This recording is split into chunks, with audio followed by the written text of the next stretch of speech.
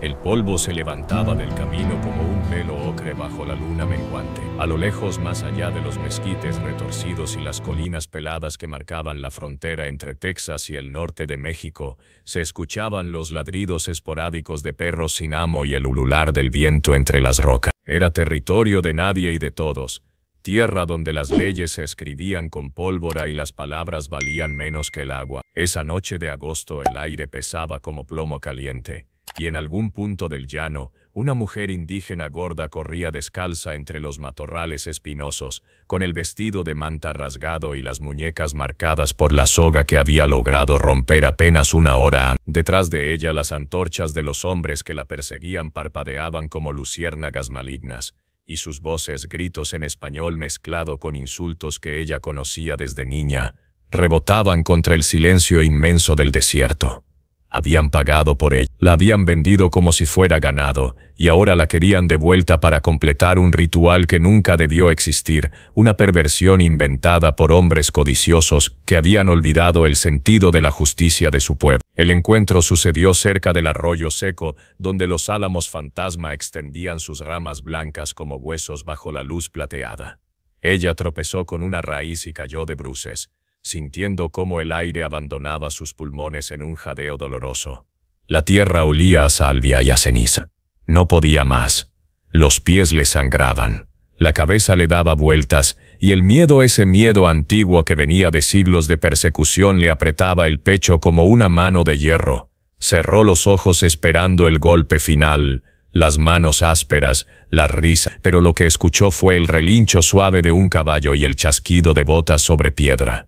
Una voz masculina ronca pero calmada pronunció palabras en inglés que ella apenas comprendía, luego en español trabajoso pero sincero: tranquila, no voy a lastimar. Si esta historia ya te tocó el corazón, suscríbete y activa las notificaciones para apoyar más relatos de coraje y dignidad. El hombre era alto y delgado como un junco con el sombrero raído y una camisa que alguna vez había sido blanca. Se arrodilló junto a ella sin tocarla, manteniendo las manos a la vista, y ella pudo ver en sus ojos claros del color del cielo antes de la tormenta, algo que no esperaba encontrar en ese territorio de lobos: compasión genuina. ¿Te persigue?, preguntó él, y ella asintió sin voz, porque las palabras se le habían quedado atascadas en algún lugar entre el terror y el agotamiento. El hombre miró hacia atrás, hacia el horizonte donde las antorchas aún se movían como insectos oriosos, y tomó una decisión rápida. Ve, mi rancho está cerca. Te esconderé. La cargó en brazos con cuidado como quien sostiene algo valioso y frágil, y ella no tuvo fuerzas para resistirse. El caballo, un animal pinto con manchas oscuras y ojos inteligentes, los llevó por senderos que solo un conocedor del terreno podía distinguir, evitando los caminos principales y adentrándose en hondonadas donde el suelo era más blando y las huellas se borraban con facilidad. El rancho apareció media hora después, una construcción modesta de adobe y madera, con un corral desmoronado, un pozo de agua turbia y un cobertizo donde dormían 3 gallinas y una cabra vieja. No había lujos, pero había algo más importante: había silencio y distancia y la promesa de un refugio temporal. Él la depositó en un catre dentro de la única habitación que servía de dormitorio, cocina y sala. Encendió el fogón con movimientos precisos, puso a hervir agua en una olla abollada y buscó entre sus pocas pertenencias un frasco de alcohol, trapos limpios y una bolsita de hierbas secas que olían a menta y romero. Un perro, un mestizo color arena con orejas caídas y mirada leal, se acercó a olisquearla con curiosidad, y luego se echó junto al catre como si comprendiera que su misión esa noche era vigilar. «Me llamo Thomas», dijo el hombre mientras mojaba un trapo en el agua tibia y comenzaba a limpiar las heridas de sus pies con una delicadeza que contrastaba con sus manos callosas. «Trabajo ganado cuando hay trabajo, arreglo cercas cuando no lo hay. Este lugar es mío desde hace 5 años, desde que junté suficiente para comprárselo a un viejo que se iba para California. No es gran cosa, pero es honesto». Ella lo observaba sin parpadear, tratando de entender por qué un desconocido arriesgaba su pellejo por alguien como ella. En su experiencia, los hombres blancos y los mestizos también, y hasta algunos de su propia gente, cuando el dinero brillaba demasiado fuerte, no hacían nada sin esperar algo a cambio. Pero Thomas no pedía nada, solo limpiaba, vendaba, preparaba una infusión de hierbas que le acercó en un tazón de latón. «Bebe, te va a ayudar con el dolor». Ella bebió despacio, sintiendo cómo el líquido caliente le bajaba por la garganta y le aflojaba los músculos agarrotados. El sabor era amargo pero reconfortante, familiar de alguna manera, como si las plantas supieran hablar un idioma más viejo que las fronteras y los tratados. «¿Cómo te llamas?», preguntó él después de un largo silencio, y ella decidió confiar, aunque fuera solo un poco. «Ayana. Mi nombre es Ayana. Vengo del campamento al norte del río, donde mi gente ha vivido desde antes de que hubiera líneas en los mapas. O vivía. Ya no sé si puedo volver». Thomas asintió sin juzgar. «¿Qué pasó?». Y entonces ella habló. Las palabras salieron como un río contenido que finalmente rompe el dique. Le contó sobre la sequía que había castigado a su comunidad durante 3 años, sobre las cosechas perdidas y el ganado muerto, sobre cómo algunos hombres, el cabecilla se llamaba Kur, un hombre amargado que había perdido a su familia en un enfrentamiento con colonos años atrás. Habían comenzado a escuchar los susurros de forasteros que llegaban con whisky barato y promesas de oro. Esos forasteros eran contrabandistas, tratantes de armas y licores ilegales, hombres sin escrúpulos que buscaban debilitar a las comunidades indígenas para apropiarse de sus tierras y rutas comerciales. Le habían metido en la cabeza a Kuruk y a sus seguidores que los problemas de la tribu eran culpa de ciertos miembros, los que cuestionaban, los que defendían las tradiciones antiguas, que se oponían a vender el territorio sagrado, y que había que purificarlos mediante un ritual inventado, una mezcla grotesca de superstición y sadismo que nada tenía que ver con las verdaderas costumbres de su pueblo. «Me vendieron a esos hombres», dijo Ayana, y su voz sonó hueca como un tambor roto. «Dijeron que mi cuerpo ofendía a los espíritus, que mi peso era señal de glotonería y pereza, que debía ser castigada para limpiar la tribu. Pero era mentira. Todo era mentira. Querían deshacerse de mí porque yo había hablado en el consejo, porque había dicho que los forasteros nos estaban engañando, que nos estaban usando. Kuruk aceptó dinero, no sé cuánto, pero lo suficiente, y me entregó atada como res. Iban a llevarme a una cueva en las montañas, hacer cosas que ningún anciano de verdad aprobaría, que ninguna ceremonia legítima incluiría. Logré soltarme cuando uno de los hombres se distrajo revisando su rifle. Corrí, y aquí estoy». Thomas escuchó todo sin interrumpir. Cuando ella terminó, él se quedó mirando el fuego del fogón con expresión sombría. «He visto muchas injusticias en esta tierra», dijo finalmente. «He visto a hombres matar por un caballo, violar por diversión, robar porque podían. Pero vender a uno de los suyos es otra clase de traición». Se volvió hacia ella, y en su mirada había algo duro como el pedernal. «No voy a permitir que te lleve». «No tienes que hacer esto», respondió Ayana, aunque una parte de ella, la parte que todavía creía en la bondad humana a pesar de todo, se aferraba a esas palabras. «Si te encuentran aquí conmigo, te matarán también. Los forasteros tienen armas modernas, rifles de repetición, y Kuruk conoce estas tierras tan bien como cualquiera». «Que vengan», dijo Thomas con una calma que sonaba más peligrosa que cualquier amenaza. «No será la primera vez que defiendo lo mío. Y tú ahora mismo estás bajo mi techo. Eso te hace mi responsabilidad». Esa primera noche pasó en una vigilia tensa. Thomas se sentó junto a la puerta con su rifle apoyado en el regazo, los ojos fijos en la oscuridad más allá del umbral. El perro dormitaba pero con las orejas alertas, y cada vez que un coyote aullaba en la distancia, el animal levantaba la cabeza y gruñía bajito. Ayana intentó descansar, pero el sueño venía en fragmentos interrumpidos por pesadillas donde las manos ásperas de Kuruk la arrastraban de vuelta a la cueva, donde las risas de los forasteros resonaban como campanas de muerte. Despertaba sobresaltada, bañada en sudor frío, y siempre encontraba a Thomas ahí, inmóvil como una estatua, montando guardia. Al amanecer él preparó café negro y pan duro remojado en leche de cabra. «Come», le dijo, y ella obedeció aunque no tenía hambre porque sabía que necesitaría fuerzas para lo que viniera. Después Thomas salió a revisar el perímetro mientras ella se quedaba dentro con el perro. Regresó 1 hora después con el ceño fruncido. «Hay huellas, 4, quizás 5 caballos. Pasaron cerca durante la noche, buscando. No encontraron nada, pero volverán». «Debería irme», dijo Ayana, incorporándose a pesar del dolor que le taladraba los pies. «Si me quedo, te pongo en peligro». «¿Y a dónde vas a ir?», preguntó Thomas con lógica implacable. «No puedes caminar así. No tienes caballo, ni armas, ni provisiones. Te atraparían antes del mediodía». No, la única opción es quedarte aquí y esperar a que se cansen de buscar. O mejor aún encontrar la manera de que dejen de buscarte para siempre. ¿Cómo? Thomas se rascó la barba incipiente, pensativo. Hay un alguacil en el pueblo, a 2 días de camino. Es hombre justo, o al menos lo era cuando lo conocí. Si le explicamos la situación, quizá pueda intervenir. O podríamos hablar con los ancianos de tu tribu, los que no están con Kuruk. Debe haber alguien con autoridad que pueda detener esta locura. Ayanna negó con la cabeza. Los ancianos están divididos. Algunos apoyaban a Kuruk porque tenían miedo. Porque los forasteros amenazaron con quemar las cosechas y envenenar los pozos si no cooperaban. Otros simplemente son viejos y están cansados, y creen que tal vez Kuruk tiene razón, que los problemas vienen de dentro. Hay muy pocos que se atreverían a enfrentarlo abiertamente.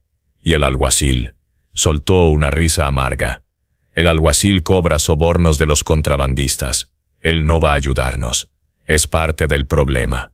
Thomas asimiló la información con un silencio pesado. Entonces tendremos que ser más inteligentes que ellos.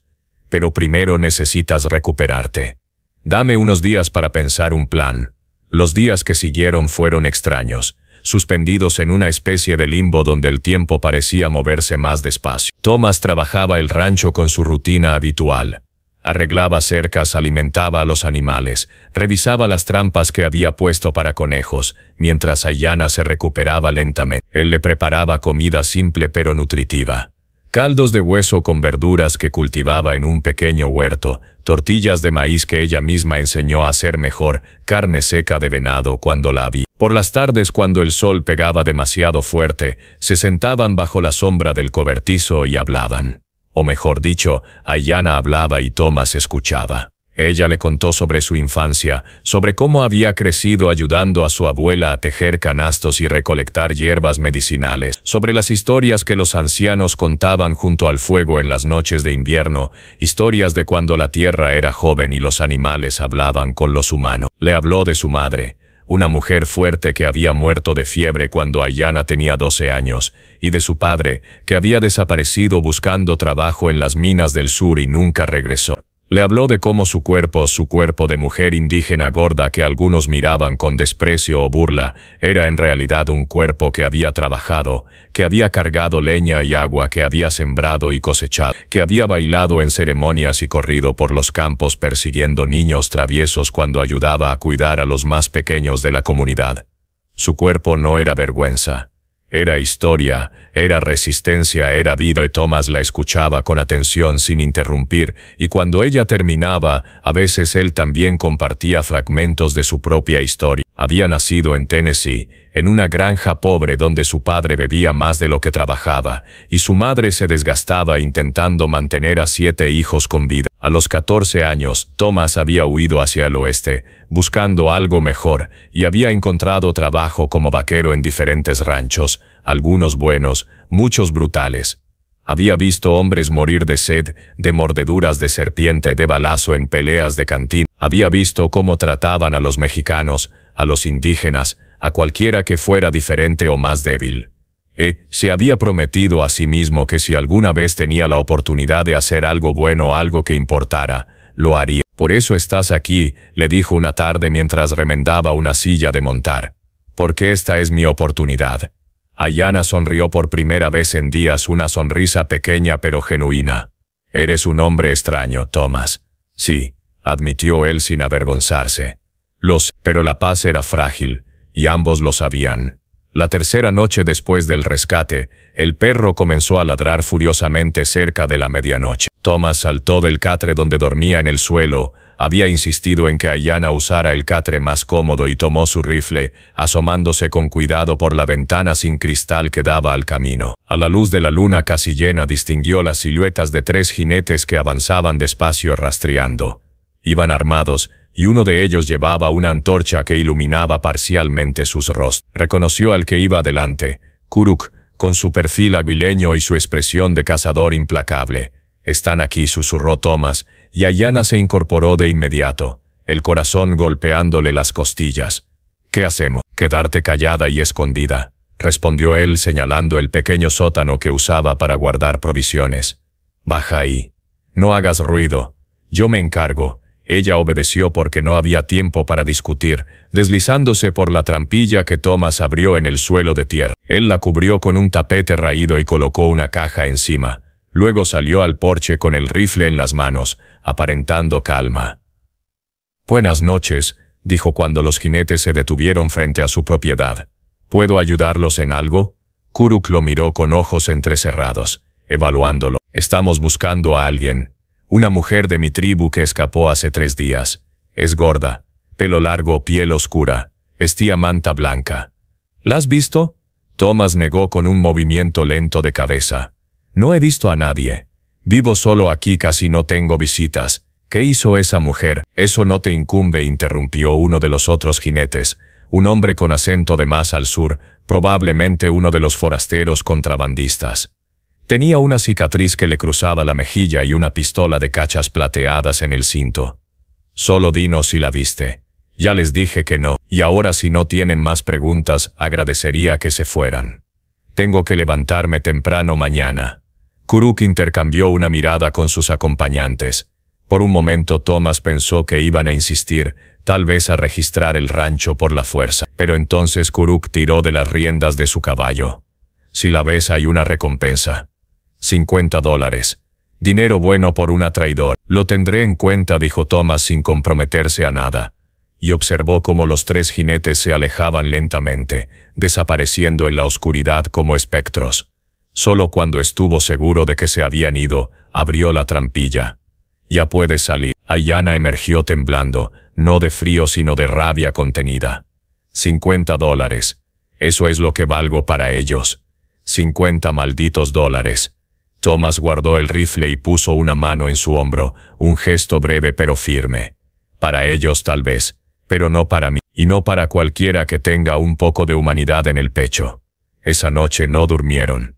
Se quedaron sentados junto al fogón, bebiendo café amargo y hablando en voz baja sobre qué hacer a continuación. Thomas propuso varias opciones: llevarla al otro lado de la frontera, esconderla en algún pueblo lejano, buscar ayuda de algún misionero o maestra que pudiera interceder.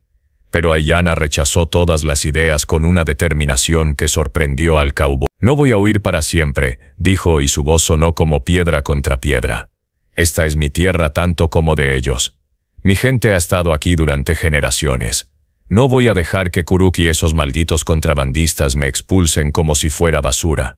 Tiene que haber otra manera, una manera de enfrentarlos y ganar». «¿Cómo?», preguntó Thomas, genuinamente curioso. «Son más, están armados y tienen dinero». Ayanna lo pensó durante largo rato, mirando las llamas danzantes del fogón. «La verdad», dijo finalmente, «la verdad es más fuerte que las mentiras si sabes cómo usarla. Kuruk les ha dicho a los ancianos que yo soy una amenaza, que merezco castigo, pero si pudiera hablar ante el consejo, si pudiera explicar lo que realmente está pasando, mostrarles que los forasteros nos están manipulando para robarnos, algunos escucharían. No todos, pero algunos. Y esos algunos podrían ser suficientes». Thomas se rascó la nuca, dudoso. «Es arriesgado. Si vuelves allá y las cosas salen mal, no podré protegerte». «Lo sé, pero es mi única oportunidad de recuperar mi dignidad, mi lugar. No puedo vivir como fugitiva mirando siempre hacia atrás. Prefiero morir de pie que vivir de rodillas». Él asintió lentamente, reconociendo la verdad en sus palabras. «Está bien, entonces necesitamos un plan, y necesitamos pruebas. Si vas a acusar a Kuruk y a los forasteros, necesitas algo más que tu palabra. Necesitas evidencia que nadie pueda negar». Los siguientes días los pasaron preparándose. Thomas cabalgó hasta el pueblo cercano, evitando las rutas principales, y habló con algunos conocidos.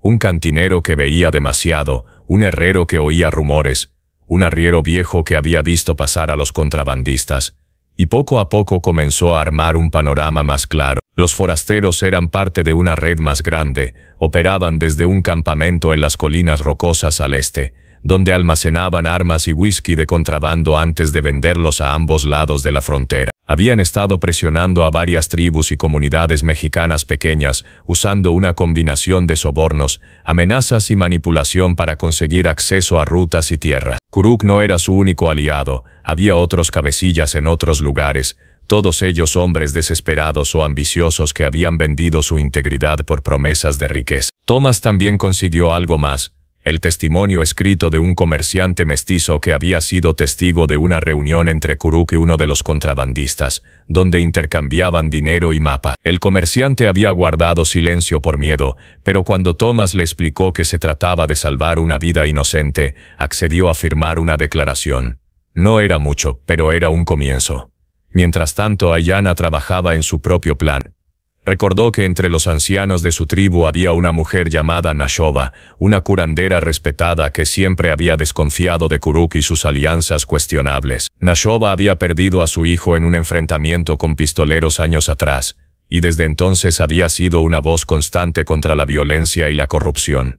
Si Ayanna podía llegar hasta ella, si podía convencerla de convocar un consejo formal, tendría una oportunidad de ser escuchada. «Necesito que me lleves hasta el límite de nuestro territorio», le dijo a Thomas una mañana. «Hay un lugar donde las mujeres van a buscar agua, un manantial entre las rocas.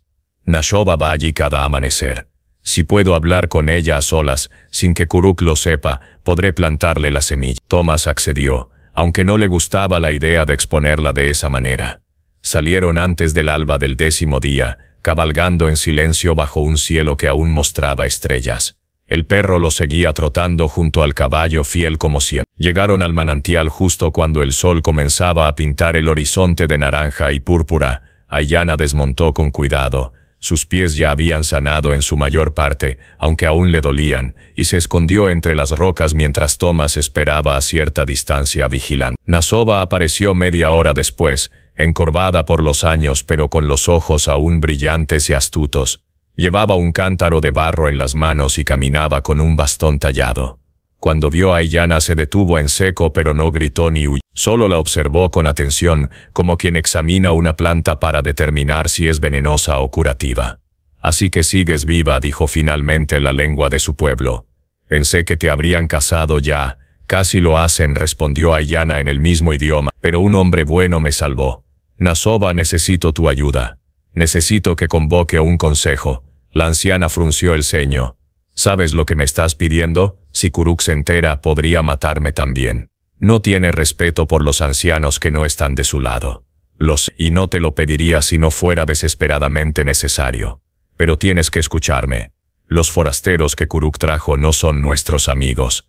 Son contrabandistas que quieren nuestras tierras, nuestras rutas. Están usando a Kuruk, llenándole la cabeza con mentiras y dinero. El ritual que inventaron, la razón por la que me vendieron, nada de eso es real.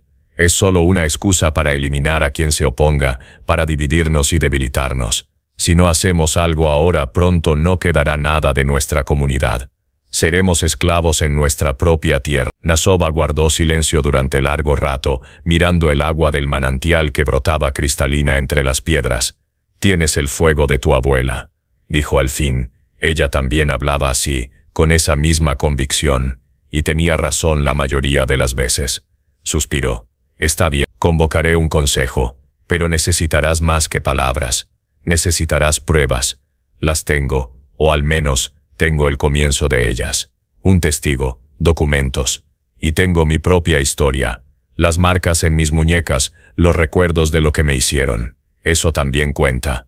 Entonces prepárate, el consejo será en 3 días. Al amanecer, en el claro donde siempre nos reunimos para las decisiones importantes. Yo me aseguraré de que los ancianos estén allí, todos los que todavía tienen voz. Y tú», la miró con una mezcla de compasión y advertencia, «tú tendrás que ser valiente como nunca, porque Kuruk no se quedará de brazos cruzados. Traerá a sus hombres. Habrá violencia. Estoy preparada», dijo Ayanna, y casi lo creía.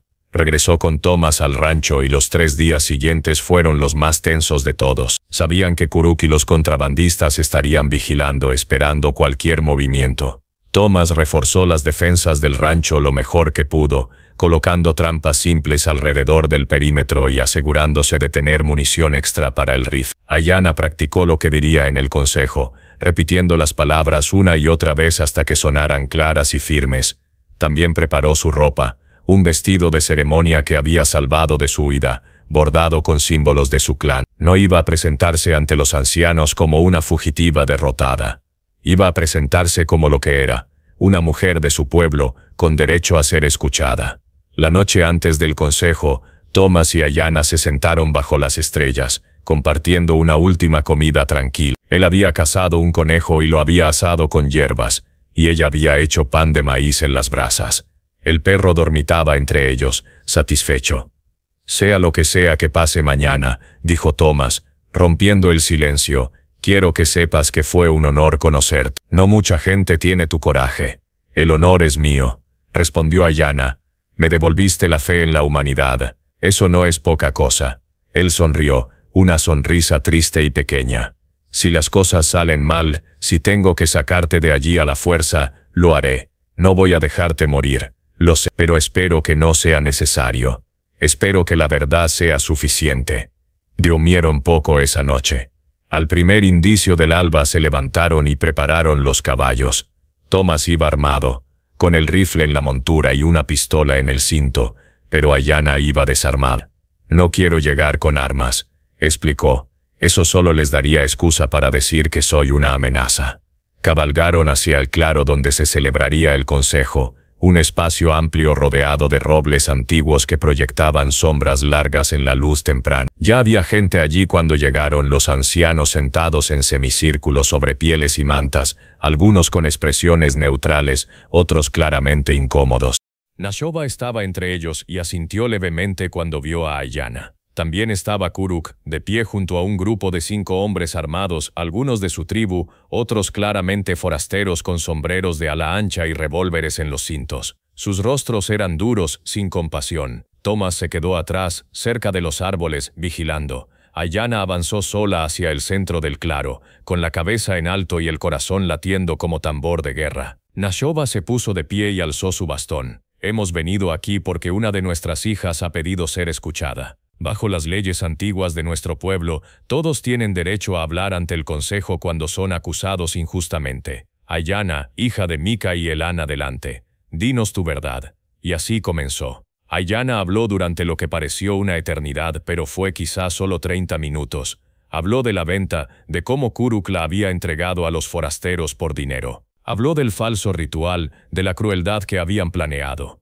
Mostró las marcas en sus muñecas, las cicatrices de la soga. Habló de los contrabandistas, de sus intenciones reales, de cómo estaban usando a Kuruk para conseguir acceso a las tierras y rutas de la tribu. Y presentó el testimonio del comerciante mestizo, que Thomas había traído consigo y entregó a Nashoba para que lo leyera en voz alta. Kuruk intentó interrumpir varias veces, gritando que ella mentía, que era una traidora que buscaba destruir la unidad de la tribu. Pero Nashoba lo silenció con una mirada afilada como cuchillo. «Tendrás tu turno para hablar. Ahora es su turno». Cuando Ayanna terminó, el silencio en el claro era denso como niebla. Los ancianos se miraban entre sí, susurrando, deliberando. Uno de ellos, un hombre llamado Takoda con el rostro surcado de arrugas profundas, habló primero. «Lo que dices es grave, Ayanna. Acusas a Kuruk no solo de traición, sino de poner en peligro a toda nuestra gente. ¿Tienes más pruebas además del testimonio de ese comerciante?» «Tengo mi palabra», respondió ella, «y tengo la invitación de que investiguen. Vayan al campamento de los forasteros en las colinas rocosas, vean con sus propios ojos lo que almacenan allí. Hablen con las otras tribus que han sido presionadas. La verdad está ahí para quien quiera verla». Kuruk dio un paso adelante, furioso. «Esto es ridículo. Esta mujer huyó de su castigo legítimo y ahora intenta convertirse en víctima. Los espíritus hablaron a través de mí. Ella debe ser purificada, y si el consejo no lo permite, entonces el consejo es tan corrupto como ella». «Los espíritus», intervino Nashoba con voz cargada de desprecio, «o los forasteros que te llenaron los bolsillos de monedas. He vivido muchos años, Kuruk, he visto muchos líderes, y sé reconocer cuando un hombre ha vendido su alma». El ambiente se tensó hasta el punto de quiebre. Los hombres armados junto a Kuruk pusieron las manos en sus armas, y Thomas desde su posición levantó el rifle en señal de advertencia. Por un momento pareció que todo iba a estallar en violencia. Pero entonces sucedió algo inesperado. 2 de los hombres que estaban con Kuruk, hombres de la tribu no forasteros, dieron un paso atrás apartándose de él. Uno de ellos habló con voz temblorosa. «Kuruk, si lo que ella dice es cierto, si realmente estamos siendo usados, no puedo seguir con esto. No puedo traicionar a mi pueblo». Kuruk los miró con ojos inyectados de odio. Cobardes, todos cobardes, pero el daño estaba hecho. La duda se había sembrado. Takoda se puso de pie con esfuerzo. Necesitamos investigar antes de tomar una decisión final. Enviaremos un grupo a verificar lo que Aiyana dice. Mientras tanto, nadie va a tocarla. Está bajo la protección del consejo. Entendido, Kuruk apretó los puños, pero asintió con rigidez. Los forasteros que lo acompañaban intercambiaron miradas inquietas, dándose cuenta de que las cosas no estaban saliendo según el plan. Uno de ellos, el del acento del sur, murmuró algo sobre regresar a su campamento y comenzaron a retirarse lentamente. Thomas los observó partir con alivio, aunque sabía que aquello no había terminado. Solo había ganado tiempo. El consejo se disolvió con la promesa de reunirse nuevamente en 2 días, después de completar la investigación. Aiyana se acercó a Thomas con las piernas temblorosas, agotada por la tensión. Loise susurró, hablé, y algunos escucharon. Lo hiciste, confirmó él, tocándole el hombro brevemente. Pero ahora viene la parte difícil. Kuruk no va a quedarse quieto, va a intentar algo. Y tenía razón. Esa misma noche, mientras volvían al rancho, escucharon el sonido de cascos a lo lejos, acercándose rápido. Thomas apuró al caballo, pero antes de que pudieran llegar a la seguridad del rancho, 3 jinetes les cortaron el paso. Eran los forasteros, los contrabandistas que habían estado en el consejo. El líder, el del acento del sur, sonrió con crueldad. Pensé que habíamos dejado claro que no queríamos problemas, pero ustedes siguen metiéndose donde no los llaman. Thomas levantó el rifle. Déjenos pasar, no creo. Verás, Kuruk puede ser un idiota, pero nosotros no. Sabemos que mientras la India siga viva y hablando, nuestro negocio está en peligro, así que vamos a solucionar eso ahora mismo. Aiyana sintió el miedo recorrerle la espalda, pero no iba a dejarse paralizar. Antes de que pudiera pensar en las consecuencias, gritó con toda la fuerza de sus pulmones, un grito que atravesó la noche y resonó en las colinas. Thomas aprovechó la distracción para disparar al aire, asustando a los caballos de los contrabandistas. El perro, fiel hasta el final, se lanzó ladrando y mordiendo los tobillos de uno de los animales, causando caos. En la confusión, Thomas y Aiyana espolearon su caballo y huyeron a galope tendido, con las balas silbando a su alrededor. No miraron atrás hasta estar seguros de que los habían perdido entre los matorrales espesos. Solo entonces, jadeando y sudando, se detuvieron para recuperar el aliento. «Esto se está poniendo feo», dijo Thomas, y Aiyana no pudo más que estar de acuerdo. Pero lo que ninguno de los dos sabía aún era que su grito había sido escuchado no solo por los contrabandistas, sino también por otros. Por hombres y mujeres de la tribu que habían estado siguiendo el consejo desde lejos, esperando, observando, y entre ellos había alguien que finalmente había decidido actuar, uno de los hombres que había estado con Kuruk, el que se había apartado durante el consejo. Su nombre era Chaiton, y había sido amigo del padre de Aiyana años atrás. Esa noche, Chaiton cabalgó hasta el campamento de los forasteros en las colinas rocosas, no para unirse a ellos sino para espiarlos. Y lo que vio allí, las cajas de armas, los mapas marcados con territorios indígenas, los contratos firmados con nombres falsos, fue suficiente para confirmar todo lo que Aiyana había dicho. Al día siguiente, Chaiton llevó esa información directamente a Nashoba, quien convocó una reunión urgente de los ancianos. La evidencia era irrefutable. Los forasteros estaban usando a Kuruk para dividir a la tribu, para crear conflictos internos que les permitieran tomar el control. El falso ritual, la venta de Aiyana, todo era parte de un plan más grande de despojo y manipulación. El segundo consejo se celebró con una asistencia mucho mayor. No solo los ancianos estaban presentes, sino también familias enteras, hombres y mujeres jóvenes que habían oído los rumores y querían saber la verdad. Kuruk intentó defenderse, alegando que había sido engañado, que no sabía las verdaderas intenciones de los forasteros. Pero era demasiado tarde. La confianza estaba rota. Takoda pronunció el veredicto con voz solemne. «Kuruk, has traicionado a tu pueblo. Has puesto en peligro nuestras tierras y nuestras vidas por codicia. A partir de ahora, quedas destituido de cualquier posición de liderazgo. Serás vigilado, y si intentas contactar a los forasteros nuevamente, serás expulsado». En cuanto a Aiyana, el consejo emitió una declaración formal. Ella era inocente de cualquier crimen, víctima de una injusticia grave y merecía reparación. Se le otorgó protección oficial y se prohibió a cualquiera molestarla bajo pena de severo castigo. Además, el consejo envió un grupo de guerreros a confrontar a los contrabandistas en su campamento, con el mensaje claro de que debían abandonar el territorio o enfrentarse a consecuencias serias. Cuando Ayanna escuchó el veredicto, sintió algo que no había sentido en semanas: esperanza. No era una victoria completa, sabía que Kuruk y los forasteros no desaparecerían de la noche a la mañana, que el peligro aún acechaba, pero era un comienzo. Era el reconocimiento de su humanidad, de su derecho a existir sin ser perseguida o humillada. Y eso, en ese mundo brutal y despiadado, era más de lo que muchos conseguían. Thomas la esperaba fuera del claro, con el perro a sus pies. Cuando la vio salir, con los ojos húmedos pero la espalda recta, supo que había ganado. ¿Y ahora qué?, preguntó con una sonrisa leve. Ahora, respondió Ayanna, respirando hondo, empezamos a reconstruir. La reconstrucción no fue fácil ni rápida. Las heridas de la traición tardaban en sanar, y aunque el consejo había dictado su veredicto, quedaban muchos cabos sueltos.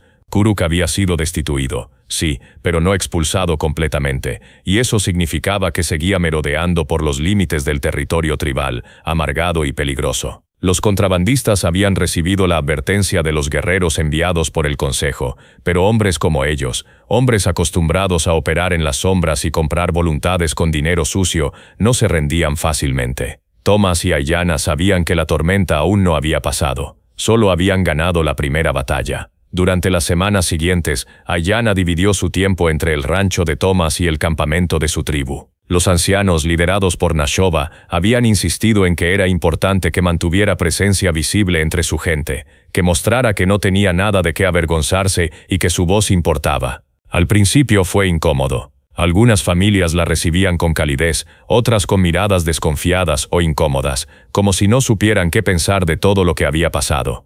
Pero poco a poco, con paciencia y dignidad, Ayanna fue recuperando su lugar. Ayudaba en las tareas comunes, recolección de leña, preparación de alimentos, cuidado de niños, y cuando alguien le preguntaba sobre su experiencia, ella respondía con honestidad, sin dramatizar pero sin ocultar tampoco. Era su verdad, y tenía derecho a contarla. Thomas, por su parte, se había convertido en una figura inesperada de respeto dentro de la comunidad indígena.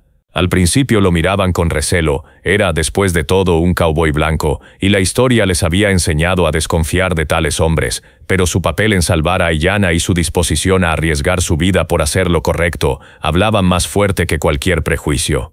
Algunos de los hombres más jóvenes de la tribu comenzaron a visitarlo en su rancho, ayudándole con las reparaciones de cercas a cambio de consejos sobre manejo de ganado o intercambio de víveres. Se estaba formando algo nuevo, frágil pero real, un puente entre dos mundos que durante demasiado tiempo habían estado en conflicto, pero la amenaza de los contrabandistas no desaparecía. Una noche, mientras Ayanna dormía en el rancho, había empezado a pasar más tiempo allí, simplemente porque se sentía segura y porque había desarrollado un afecto genuino por Thomas y su perro leal. El animal comenzó a gruñir bajito cerca de la ventana.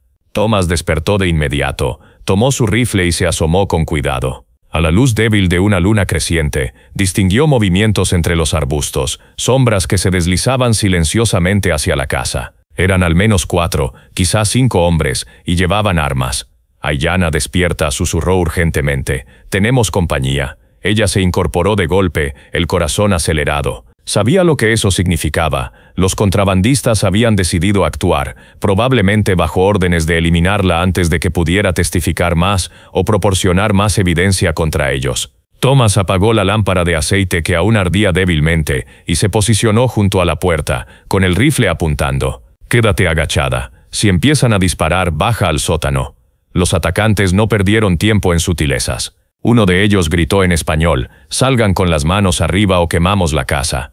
Thomas no respondió. Sabía que si salían los matarían sin piedad. Su única esperanza era resistir el tiempo suficiente para que alguien escuchara el alboroto y viniera a ayudar. Aunque la posibilidad era remota, el rancho estaba aislado, y el vecino más cercano vivía a varias millas. Pero entonces sucedió algo inesperado. Desde la oscuridad más allá de los atacantes, se escuchó un silbido agudo, seguido por el grito de uno de los hombres. Luego otro silbido, y otro grito. Los contrabandistas se volvieron confundidos, disparando al azar hacia los arbustos.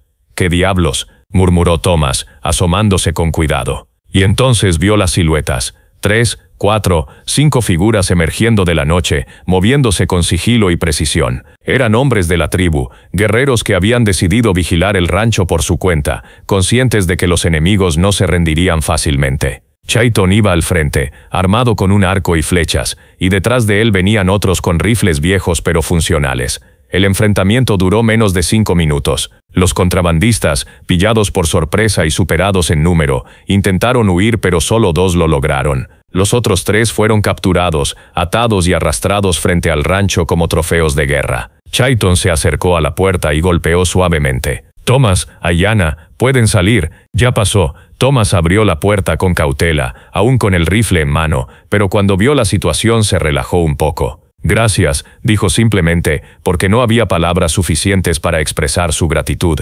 «Nos salvaron la vida». Chayton asintió. «Nashoba nos pidió que vigiláramos. Sabía que los forasteros intentarían algo, y tenía razón». Miró a los 3 hombres atados en el suelo, que gemían y maldecían. «Los llevaremos ante el consejo. Que los ancianos decidan qué hacer con ellos». Ayanna salió al porche, envuelta en una manta, y observó la escena con una mezcla de alivio y tristeza. «Esto no va a terminar hasta que cortemos la cabeza de la serpiente», dijo en voz baja. «Mientras el líder de los contrabandistas siga libre, seguirá enviando hombres. Tenemos que encontrarlo y exponerlo, no solo ante mi tribu sino ante las autoridades que realmente funcionen. Tiene que haber alguien con poder que no esté comprado».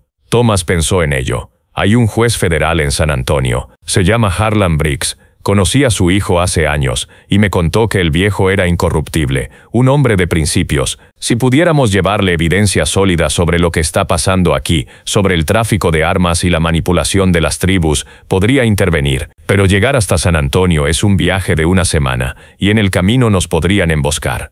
Ayanna lo miró fijamente. «Entonces tendremos que ser inteligentes, y no ir solos». Al día siguiente, se convocó otra reunión del consejo, esta vez en presencia de los 3 contrabandistas capturados. Bajo presión y amenazas de castigos severos, la ley tribal podía ser dura cuando se trataba de proteger a la comunidad. Uno de ellos terminó confesando. Reveló el nombre del líder de la operación, un hombre llamado Garrett Sullivan, un exsoldado estadounidense que había desertado durante la guerra contra México y ahora dirigía una red de contrabando que operaba en ambos lados de la frontera. Sullivan tenía contactos con oficiales corruptos, comerciantes sin escrúpulos y varios cabecillas tribales como Kuruk, a quienes manipulaba con promesas de riqueza y poder. Su campamento principal estaba en las colinas rocosas, pero también tenía una casa en el pueblo más grande de la región, donde se presentaba como un hombre de negocios respetable. Con esa información, el consejo tomó una decisión audaz. Enviarían una delegación a San Antonio para buscar la intervención del juez Briggs. La delegación estaría compuesta por Ayanna,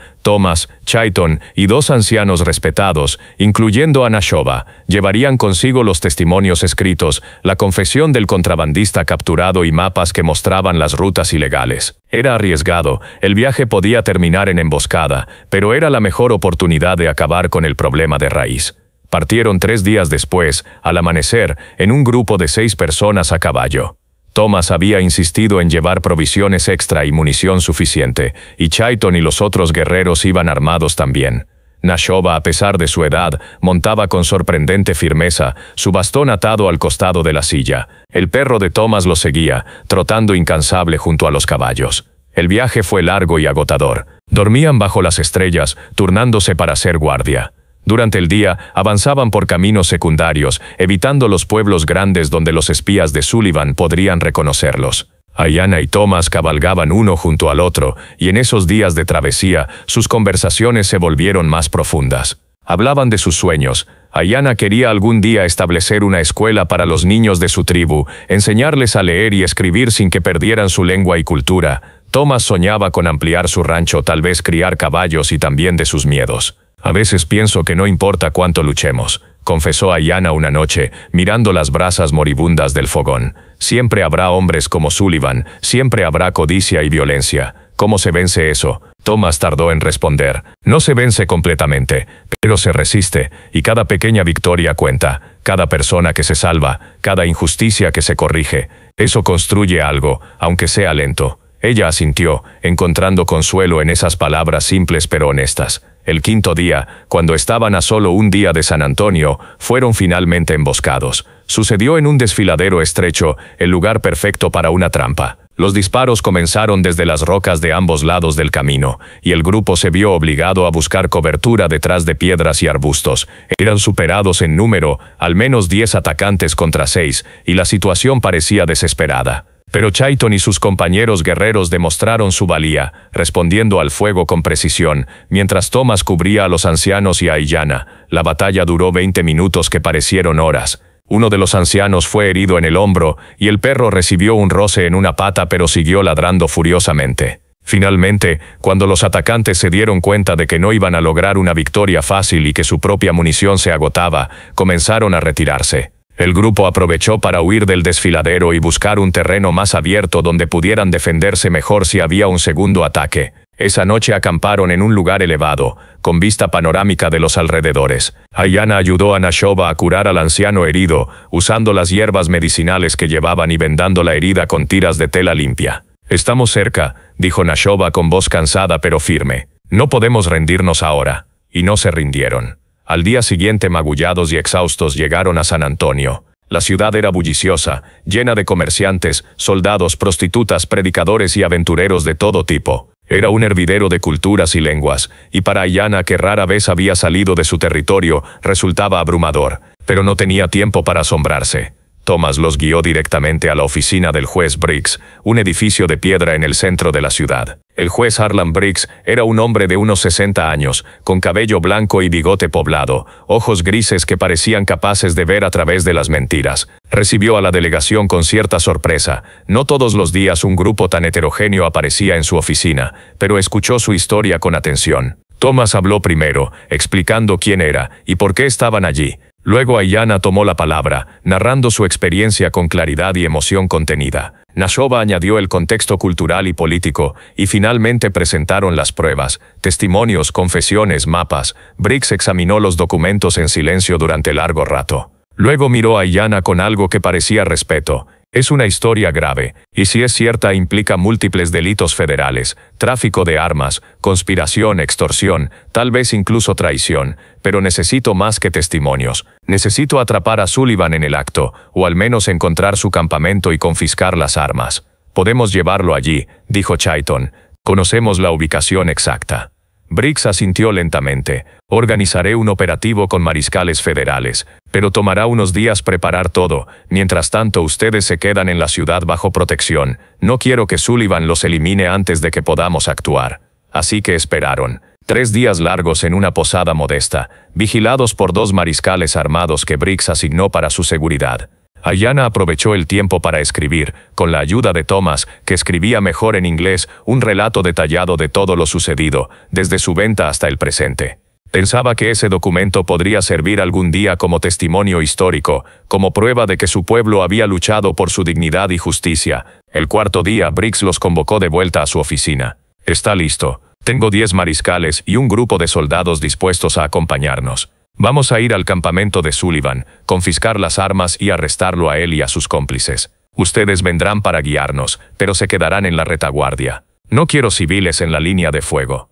La operación se llevó a cabo 2 días después. Era una caravana imponente, mariscales en caballos bien alimentados, soldados con uniformes azules, y la delegación indígena que servía de guía. Cabalgaron durante horas, siguiendo las indicaciones de Chayton, hasta llegar a las colinas rocosas donde Sullivan tenía su campamento. El lugar estaba bien escondido entre desfiladeros y cuevas, protegido por vigías armados. Los mariscales no dieron oportunidad de negociar. Atacaron al amanecer, tomando por sorpresa a los contrabandistas. Hubo disparos, gritos, caos. Sullivan intentó huir por una ruta de escape que tenía preparada, pero fue interceptado por Chayton y 2 guerreros que conocían el terreno mejor que nadie. Lo capturaron sin que pudiera disparar un solo tiro. Cuando todo terminó, las autoridades habían confiscado más de 100 rifles, cajas de munición, barriles de whisky ilegal y documentos que implicaban a múltiples oficiales corruptos y comerciantes cómplices. Sullivan fue arrestado junto con 8 de sus hombres, incluyendo al que había negociado con Kuruk. Era una victoria completa, la clase de justicia que rara vez se veía en esas tierras olvidadas. Ayanna observó desde una distancia segura cómo los mariscales ataban a Sullivan y lo subían a un carro para transportarlo a prisión. Sintió algo extraño en el pecho. No era alegría exactamente, sino una especie de alivio profundo mezclado con tristeza. porque sabía que aunque habían derrotado a Sullivan, había cientos como él, y que la lucha por la dignidad y la justicia nunca terminaba realmente. Pero al menos hoy, en este momento, habían ganado. El juez Briggs se acercó a ella antes de que la caravana regresara a San Antonio. Señorita Ayanna, quiero que sepa que su valentía y su testimonio fueron cruciales para este resultado. Sin usted, Sullivan seguiría operando libremente. Tiene mi palabra de que haré todo lo posible para que esto no vuelva a suceder. Ella asintió, conmovida. Gracias, señor juez, pero lo más importante no es castigar a Sullivan, es proteger a mi pueblo, y a todos los pueblos que sufren este tipo de abuso. Lo entiendo, y haré lo que esté en mi poder. Regresaron al territorio tribal como héroes. La noticia del arresto de Sullivan ya había llegado antes que ellos, llevada por mensajeros rápidos, y cuando la delegación entró al campamento, fueron recibidos con cantos y celebraciones. Incluso aquellos que antes habían dudado de Ayanna ahora la miraban con respeto. Había enfrentado a sus enemigos, había hablado verdad al poder y había ganado.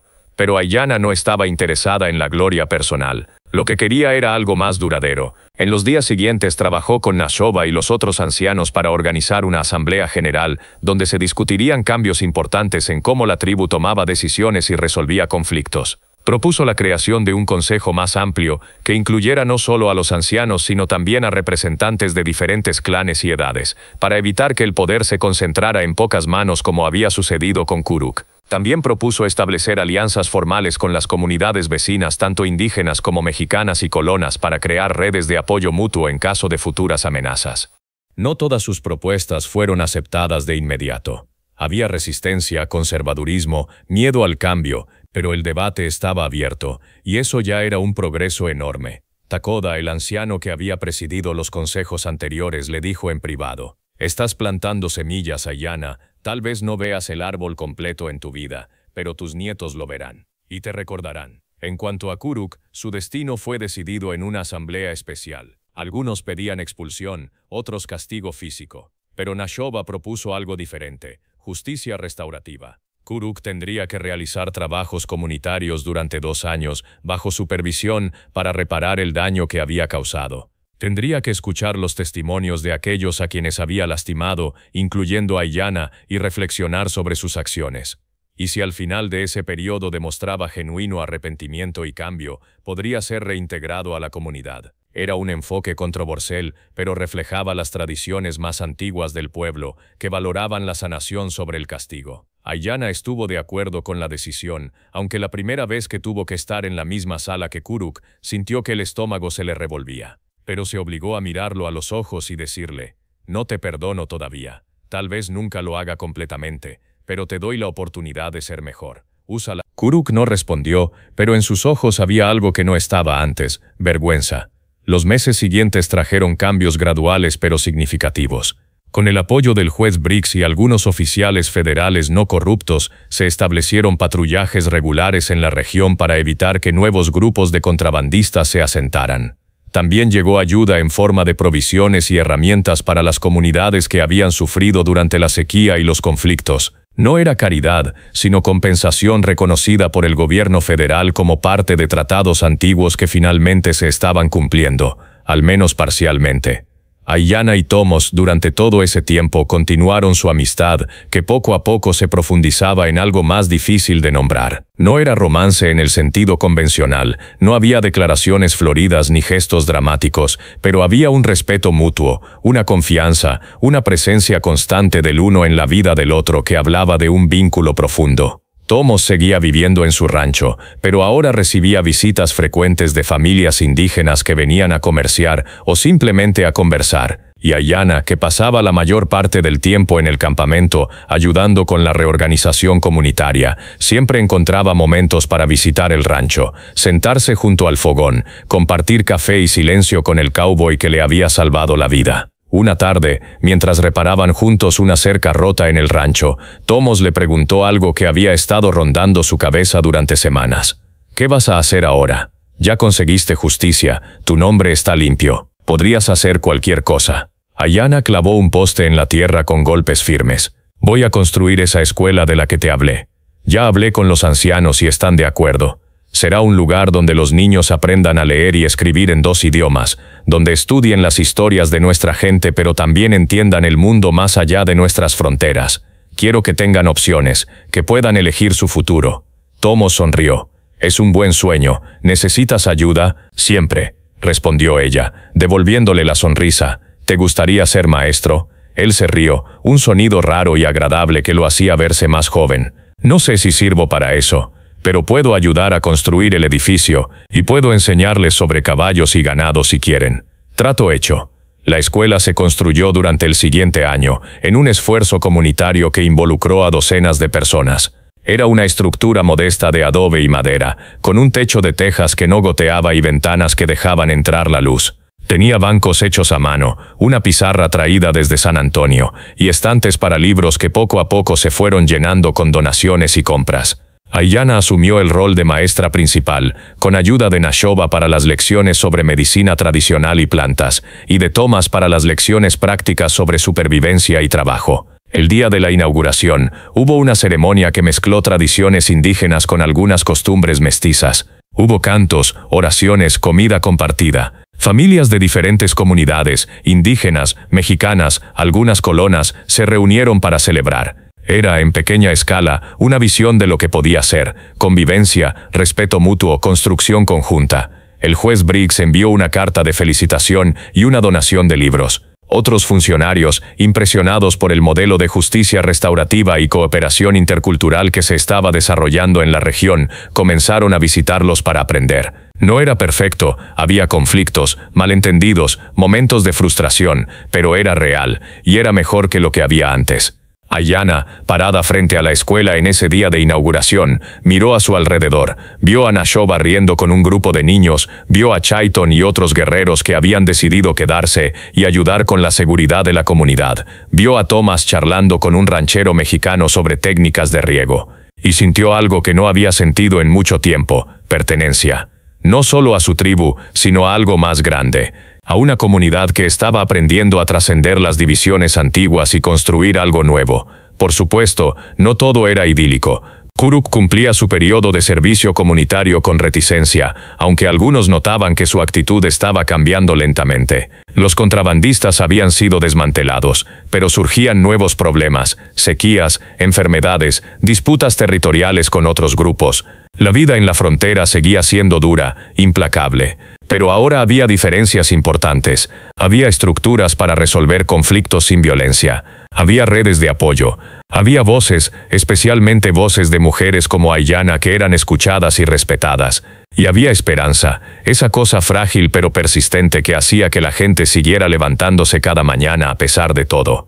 3 años después de aquella noche en que Thomas había encontrado a Aiyana malherida en el llano, la escuela ya había educado a 2 generaciones de niños. Algunos de ellos habían ido a ciudades más grandes para continuar sus estudios, otros se habían quedado para trabajar en la comunidad. Aiyana había escrito un libro, en realidad un cuaderno grueso lleno de historias, testimonios y lecciones que circulaba entre las familias como un tesoro. Thomas había ampliado su rancho con ayuda de socios indígenas, criando caballos que vendían en ferias regionales. Y el perro, ahora viejo y medio ciego, seguía durmiendo junto al fogón cada noche, como había hecho desde el principio. Una tarde de otoño, mientras el sol pintaba el cielo de naranja y púrpura, Aiyana y Thomas se sentaron en el porche del rancho, cada uno con una taza de café. Habían pasado el día ayudando a una familia joven a construir su casa, y estaban cansados pero satisfechos. A veces me cuesta creer que todo esto empezó con una huida desesperada en la oscuridad,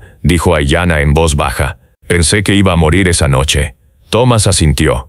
Yo solo pensé que estaba haciendo lo correcto. No imaginé que llevaría a todo esto.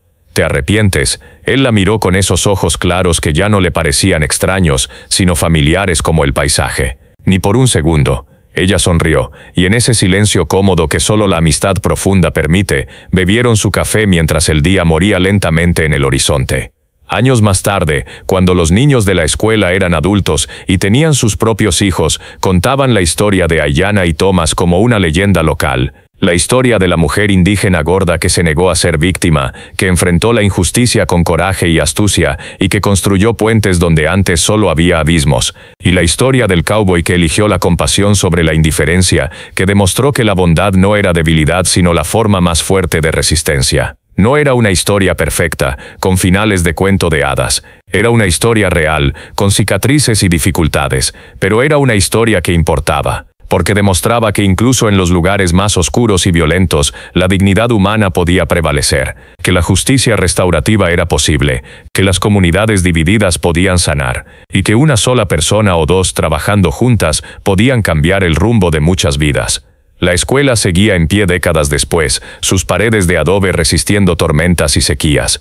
Se había convertido en algo más que un lugar de aprendizaje, era un símbolo. Un recordatorio de que cuando la gente elegía la cooperación sobre el conflicto, cuando elegía escuchar antes que juzgar, cuando elegía construir en lugar de destruir, cosas hermosas podían emerger incluso del suelo más árido. Y en las noches tranquilas, cuando el viento soplaba suave entre los mezquites y los coyotes cantaban a la luna, era posible imaginar que los espíritus de aquellos que habían luchado por la justicia, Aiyana con su valentía, Thomas con su bondad, Nashoba con su sabiduría, Chaiton con su lealtad, seguían vigilando esas tierras, protegiendo a las generaciones futuras, asegurándose de que las lecciones aprendidas no se olvidaran nunca. Porque al final, eso era lo que importaba, no solo sobrevivir, sino recordar. Recordar que la dignidad no se negocia, que la justicia no es venganza sino restauración, que la comunidad es más fuerte que la violencia, y que siempre vale la pena luchar por un mundo más justo,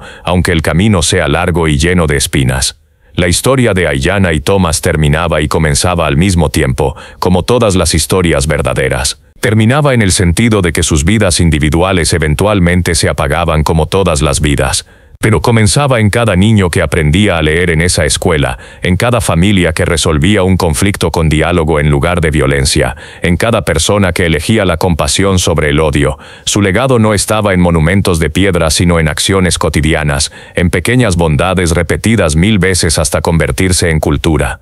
Y cuando alguien preguntaba, porque siempre había alguien que preguntaba, si la historia era verdadera, los viejos respondían con una sonrisa sabia, es tan verdadera como necesita ser. Y eso es lo que importa. El sol seguía saliendo cada mañana sobre las colinas polvorientas de la frontera. Los ríos seguían fluyendo, cuando había agua. Las familias seguían trabajando, amando, sufriendo, celebrando. Y en algún lugar entre el recuerdo y la realidad, la figura de una mujer indígena gorda que se negó a ser quebrantada, y la de un cowboy que eligió la justicia sobre la facilidad, seguían caminando juntas, recordándole al mundo que la esperanza no era una ilusión sino una elección. Una elección que se hacía cada día, con cada acción pequeña y valiente, hasta que el mundo se transformaba, persona por persona, corazón por corazón. Si este camino te hizo sentido, apoya nuestro trabajo, suscríbete, deja tu like y comparte para que más personas encuentren esperanza.